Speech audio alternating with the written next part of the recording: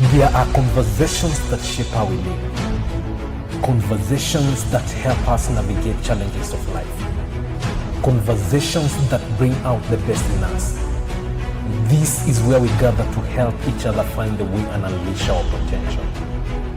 Welcome to the Benjamin Zulu Globe. Psychologist, relationship coach, the one, the only Benjamin Zulu. Benjamin Zulu himself. In any relationship, everyone looks forward to a lasting love, an ending love and sparks throughout marriage, throughout dating, all the relationships that we're talking about now. What do you do if your partner loses interest in you? That's what we are discussing today with Benjamin Zulu on the show. Welcome to Benjamin Zulu Global Show. My name is Sylvia Keremi. I believe this is going to be amazing and we are going to learn together. What do we do if these partners that we believed we are going to have a happily ever after, Yes. now that starts fading? Yes, and we say, what do you do when you discover that the love of your life also has the love of their life?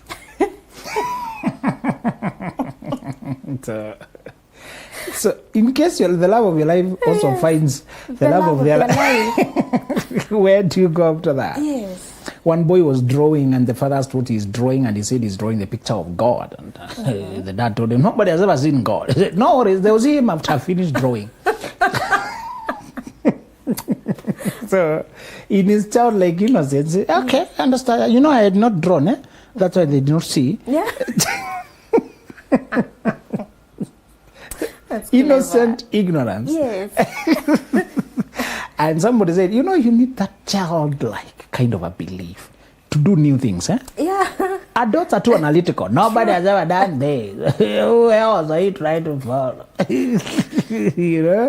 What we're discussing today is almost unthought of, unheard of. Mm-hmm. Society Society doesn't tell you, in case people unlove you, what shall you do? Yeah.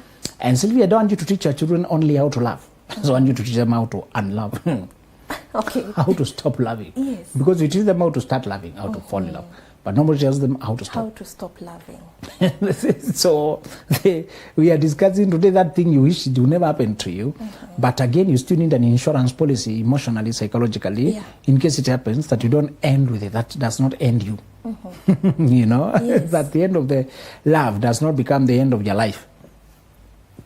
Some people exist, they stopped living, they stopped engaging life, they drift henceforth. Mm-hmm. And one of the American thinkers said that some people die at 25, they are not buried until 75. They stopped living. Mm-hmm. And they become living dead. Yeah. You can see people who have no life. Mm-hmm. Their face is plain, almost like a cadaver. No expression. Yes. No joy.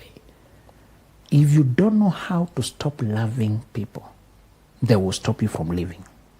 Wow. People are fickle. People are unpredictable. They will lead you on. That singer who said, wanadamu ni waongo, people are liars, people are untrue. They invite you to a vehicle telling you it's going to Mombasa, only to find out it was going to Kitengela. Now I don't know, Mombasa and Kitengela, too far apart. Yes. So they tell you this guy is going to Kisumu, they're just going to Kangemi. Mm. People are liars. People are dishonest. They tell you this bus, this love of mine is going forever after. Mm-hmm. Yeah. This bus is going for life. Mm-hmm. Happily ever after. Only to discover it was going for a night. Not for life. Yes. To find that people did not want your heart. They wanted what you have. Mm-hmm. They don't have anything for you. They want to take what you have from you. Okay. People say one thing when they mean another one. Mm-hmm. And even when you are careful, other times, let me tell you why good people get cheated. That in the beginning, the liar is not lying. Uh-huh. The liar is not lying. In the beginning, they're honest. Uh-huh. But after you start the journey, they start lying. That's the difference. Yes. So you can't say, I was lied to. They were actually honest. That time. Uh-huh. Are you aware some people are very honest when they have no options? Yeah. They're very humble. Yes. They're very simple. There are girls who are very loving and loyal when nobody else wants them. You sure? They've never seen a guy like this giving them so much attention. But after a guy like this loves them and promotes them, what happens? He takes them among other men Among other men. who are now like him, Yes. economically and socially. And they also want her. Yeah. So now she had never seen, now she sees. It's not a compliment when people tell you you're the most beautiful woman I've ever seen. Have you stopped seeing? It isn't. You're the most handsome, you're the richest guy I've ever seen. Have you stopped? Seeing. You know, Yeah. brothers, get that clue. Stop being the richest guy the girl has ever seen. She might start seeing others. Your neighbors. You see, Yes. you take her to a rich neighborhood. Yes. And now, you know, one guy said, when I win the lottery, everybody around me will be rich because I moved to a rich neighborhood.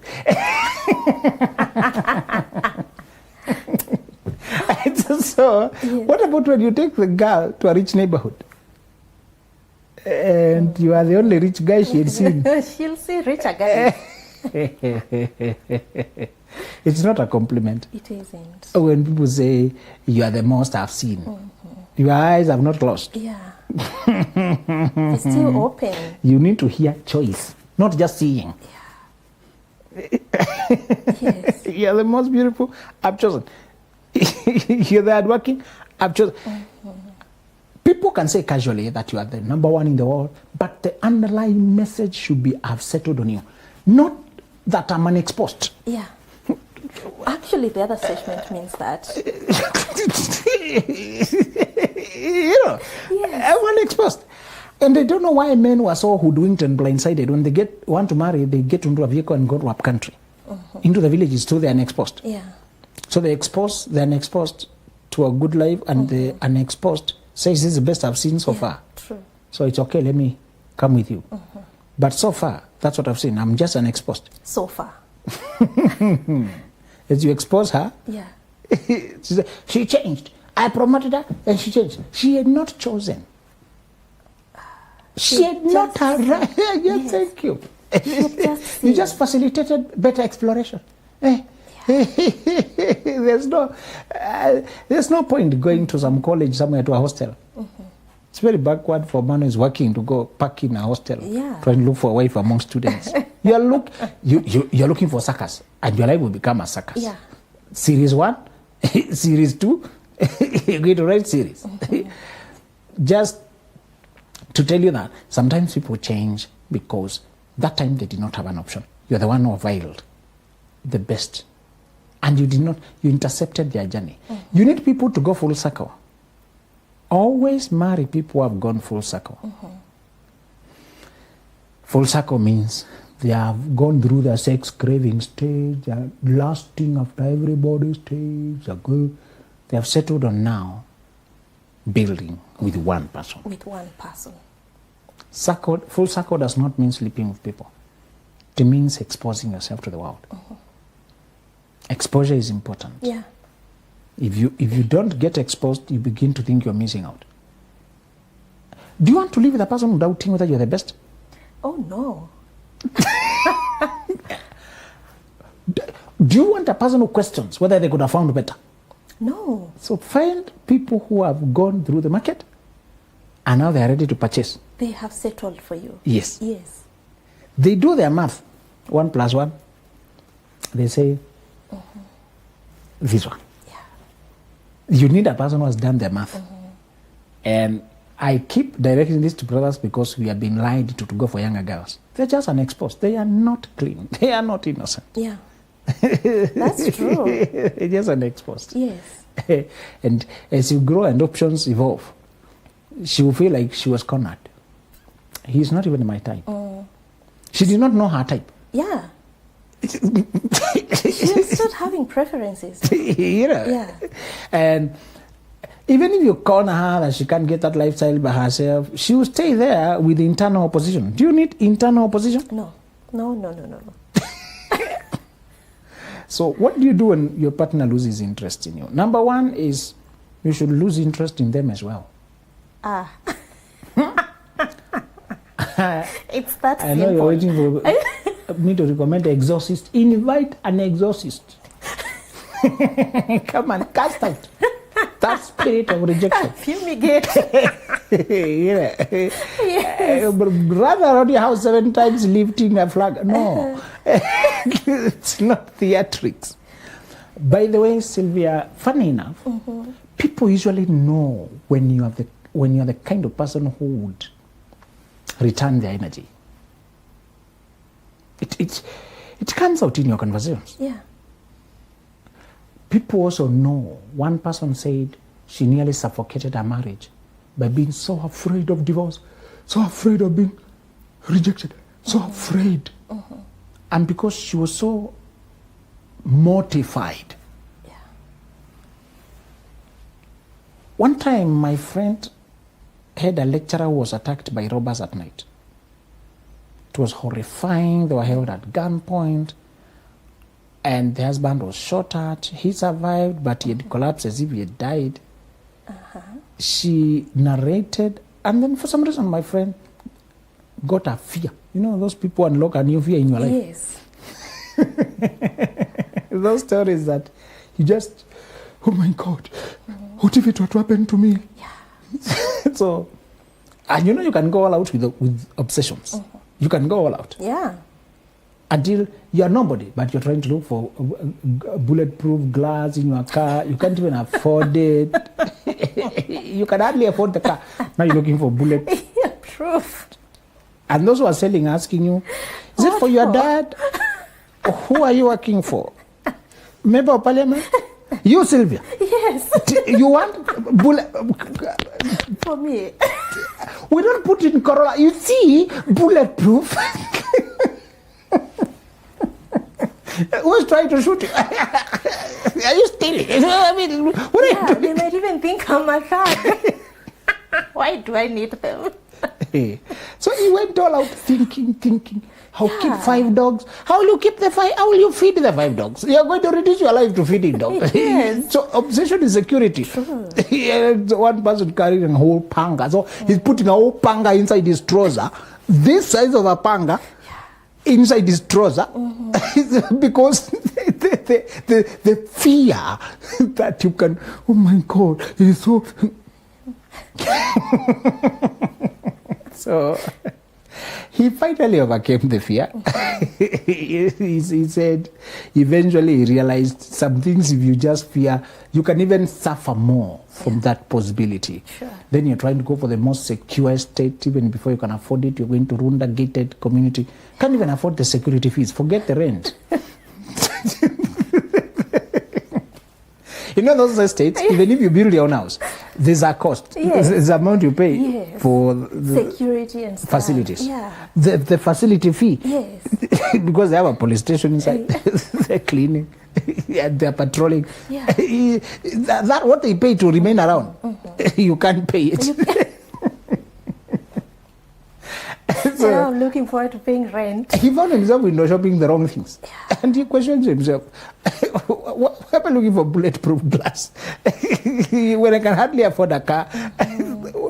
This was a trauma. Right? Later on, he looked back and realized, although he had suppressed it, his family had that kind of attempted attack at night. They lived in an insecure area at some point. Yeah. And this story of the lecturer confirmed a fear that he was not dealing with. And then he began to imagine him being followed and all that. Just to tell you, sometimes what you fear most, you obsess over it. This person was so afraid of divorce that she would interpret everything the husband says in all directions, overthink it. You know, people are bragging with overthinking. I'm an overthinker. Yeah. Would you brag with overeating? No. Overeating. So call yourself an overeater. I want you to... It's a problem. Why do you brag with problems? Everything excess is a problem. Stop bragging with it. Deal with it. Yes. Can you call yourself oversleeper? No. So if you don't brag with oversleeping, overeating, even overdressing, why do you brag with... Overthinking. It's excess. It means your mind is out of control. It's ruminating. It's dwelling over issues. Yeah. One of the best things I saw, a passage in scripture was saying, you shall keep him in perfect peace whose mind is stayed on thee. That alone. That alone is, I don't know how much heritage of that. Perfect peace. But whose mind is stayed on thee. If your mind is stayed on problems, stayed on divorce, stayed on cheating, stayed on... So she kept her mind on worst case scenarios. I also want to remind you that overthinkers are not usually thinking about triumph. They don't overthink success. Yes. They overthink negative things. Thank you. Yeah. They don't overthink how they might good news, make the money. They don't overthink marrying good person, having a happy life. No. They overthink anxiety. They overthink trauma, dread, worst case scenario. Overthinking is like dwelling, it's like worrying, rocking chair, going over and chewing a poisonous thing mentally. Over and over. Then you're calling yourself, it's like chewing gum, but what you're chewing is a fearful thought, terrible thought. And then it begins, thoughts become impulses. They become urges. Yeah. They become energy. They become real moods. They move you. So you find somebody seated, you talk and what is happening? Where are you coming from? Yeah. They were mentally away. The day you're going to understand, I saw this quote say, so you understand that your body becomes the food you eat, but you don't understand that your soul becomes the thought you think. Okay. That part about your body and your food, you quite understand. Yes, we understand that. And if you take poison, you'll be poisoned. Yes. You won't eat a rotten tomato. Yeah. You care what you put in your body. But when it comes to your mind, you don't care the thoughts you take in. Yeah. We feed it with everything. Yes. You're becoming what you are putting there. Yeah. And I want you to learn the simple procedure. Because that person said she was so afraid of divorce, she started suspecting, checking, fearing, questioning. She even knew the distance between home in kilometers and work. So she checks the mileage of the car of the husband. Yeah. Whether he went anywhere else. And to school, across, measuring the distance is 1.8 kilometers, 9.2 kilometers. Even if he went around the petrol station, even if he went around the supermarket, or you are there with a tracker, checking all his movements, checking where he is now, checking. She said, until I finally came to learn to be anchored in myself. And she said, there's something we call systematic exposure. When you're phobias like phobia for cockroach, phobia for crawling things, phobia for height, phobia for blood. The only cure for phobia is systematic exposure. You expose yourself little by little to the very thing you fear. Okay. Until you can handle it. Moses was told to let down his staff, it became a snake. When he's running away from the snake, he's told to hold the snake by the tail. If you're going to hold a snake, my friend, you don't hold it by the tail, it will attack you. Yes. You hold it by the head. Right, he told. Hold it by the tail. Because it was a staff. Yeah. And when he holds it, it will return. He's being told, he's being oriented. Later on, we learned where he was being sent. People worshipped snakes a lot. There was those gods of snakes. Yes. And perhaps he's being told how to handle them without fear. Yeah, without fear. If you fear divorce, I want you to expose yourself to the idea and familiarize with it. If it happened, what would you do? Come up with a solution how you'd live your life. sometimes the only way out of something is through it. So when your partner loses interest, don't go to panic mode. Now I'm finished. Oh, I knew it. Nobody in my family stays married. We are cast. My great-grandma had said, if this one happened, now it has happened. What did I do? Who cast me? Yeah. If you go all out into superstition, And overthinking. Yeah. you will victimize yourself. Deal with the situation as it is. In another show, we gave you reasons why people lose interest in you. First of all, is because you are not all that likable.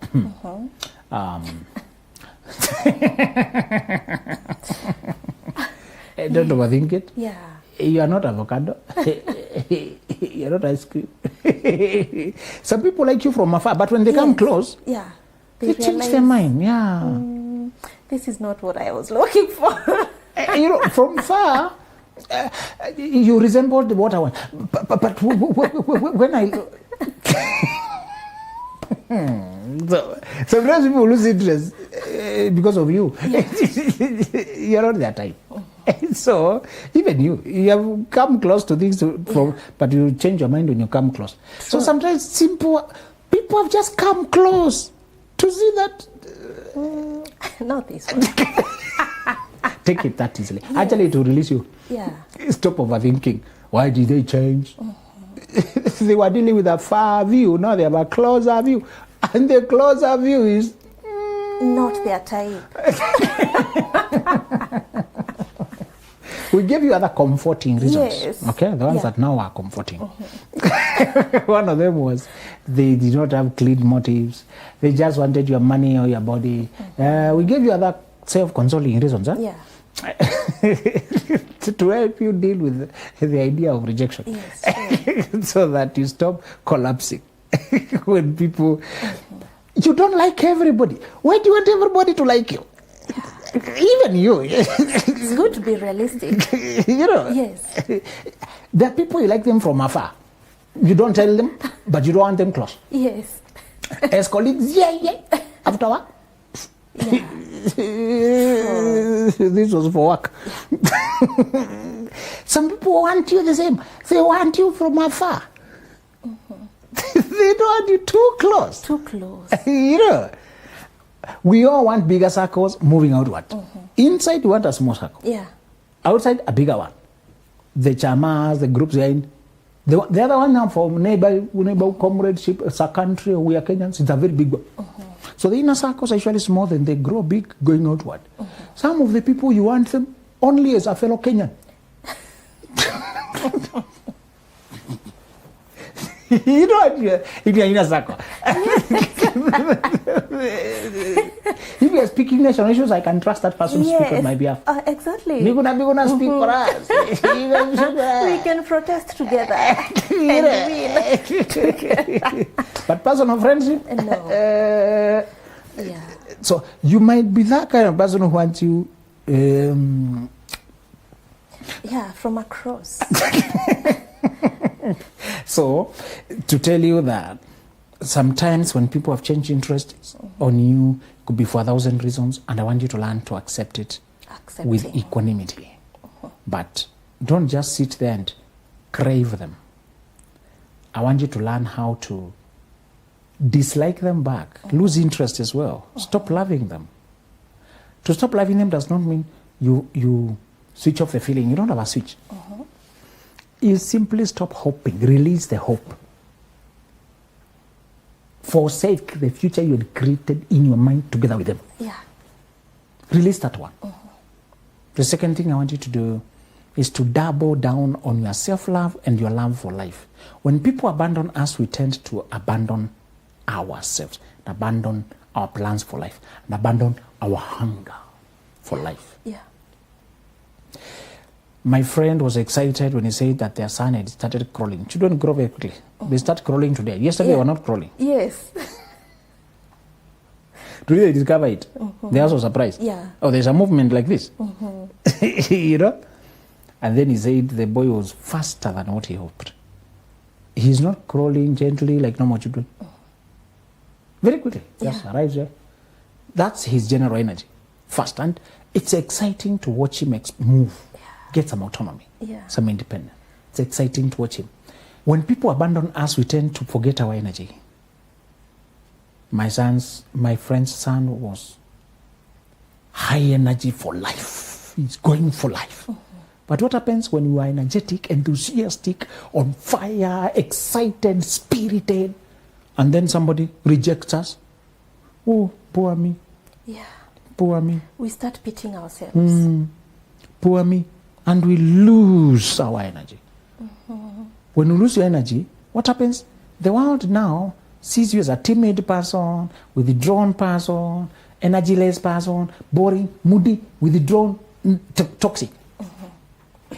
Nowadays, we like to label people as toxic. Toxic. We are all, Everything toxic. We all know diagnosis. Yes. Yeah.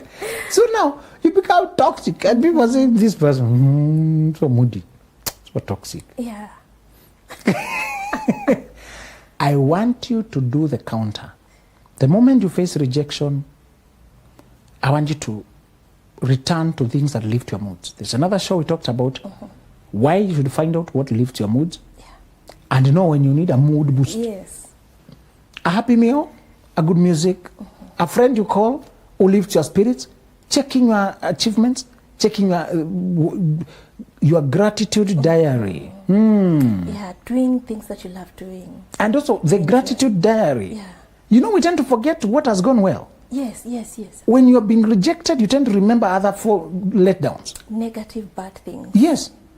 You should have a diary. Apart from the goals you have, what is the gratitudes you have? Yeah. You have heard about beatitudes. Yes. Now you also have gratitudes. Gratitudes. You know? That's a nice one. You know? Yeah. Have that. So that it reminds you it's not all gloomy and doom. You had some nice moments. The life you have now is a dream you once had. Yeah. The life you are living now. Yes. It was once a dream, a prayer, an aspiration. Yeah. On many levels. Yes. Remember the time you did not have a family, did not have a child, did not have a home, did not have a job. How much did you yearn? You know. To be where you are. So your gratitudes, I'm grateful for my partner. I'm grateful for my children. They are here. I'm grateful I have a home. I'm grateful that I'm grateful I did not close. COVID did not knock you. I'm grateful. Your gratitudes can return sanity. Yeah. You know, people did not, one of as lucky as you. Sometimes you go to hospital and you know, there but for grace go I. Accidents that they did not cause. Yeah. Gratitudes. You went to hospital, you could have died, you came out. Gratitudes. Yes. You lost a loved one, you could have become depressed, collapsed, drunkard. You did not. Gratitudes. Yeah. Have that, and it will restore you to a very different mindset. Wow. Even when the person has left, you find you say, I'm also grateful that I don't know what I've been spared. Only after life has unfolded, Sylvia, will you know whether it was really a loss. Not all breakups are lost. True. Only after life has unfolded. Yeah. Will you tell Yes. whether it was a loss. Some are not losses when you look at them in the mirror. Some things are too sad. One guy told me after the lady left him and she went off with another guy, 3 years down the line she was dead from unrelated causes. Okay. Some sicknesses, some things. And he said, it looked like a loss Yeah. when I was left. You should wait for stories to end before you can complain. Wow. Yes. You should wait for the hand of destiny to lead you. And he says, I will follow without a murmur where he leads. We like murmuring. I want you to avoid murmuring and replace it with gratitudes. Yeah. Learn to be grateful even before you know how to place it, because you trust you're being led. Yes. When people leave, try to force yourself to say, even this, even with this, thank you. Even for this, thank you. Thank you. I know not Yeah. what lay ahead. Sometimes it's not them falling or the car you did not board, getting accidents. It's not always negative. It's the car you ended up boarding. You met the love of your life. It's the bus now you boarded. Yes. You end up, it was a happier trip. Yeah. You met a friend. Yes. You caught up with an old friend. Yeah. It's like the person who rejected you, they're not bad, but the one you met later is better. Is better. It's not always disaster. Yes. It could just be a better connection. Wait for the story to end. And one thing you can never go wrong with is gratitude. Gratitude. You never go wrong with gratitude. Yeah. See what you can say thank you for. See what you... We underrate waking up, opening your eyes, and you're still alive. We underrate that. Yeah. We do. Or leaving work, going home, and coming back. We underrate that. Yeah, We sure. think it's given. How many crashes are you meeting on the road? So many. And you get home. And you're like, oh, my love, look at my life. I'm not happy. It's been a long day. My friend, you're back home. Yeah. Gratitudes. Double down on your self-love. Remember the things that have gone well. Remember the things that lift your mood. And remember how the good side of your life. Yeah. The good side of your life. And my friend was admitted in hospital, and the doctors themselves, they told her, we have not seen a person who has such an upbeat spirit. You are so positive. Even when you have dangerous diagnosis, organ failure, threatened towards complications of birth, things, and we're trying to do this. And when she comes to, she's hopeful. She goes out of consciousness, but I'm hopeful. You know. That's the spirit we need. Gratitude. Yes. Just to tell you that if you double down, she healed. They were telling her after she left, when she's going home, you had a very different spirit. Wow. Upbeat. Yes. And one singer said, I don't fight my battles.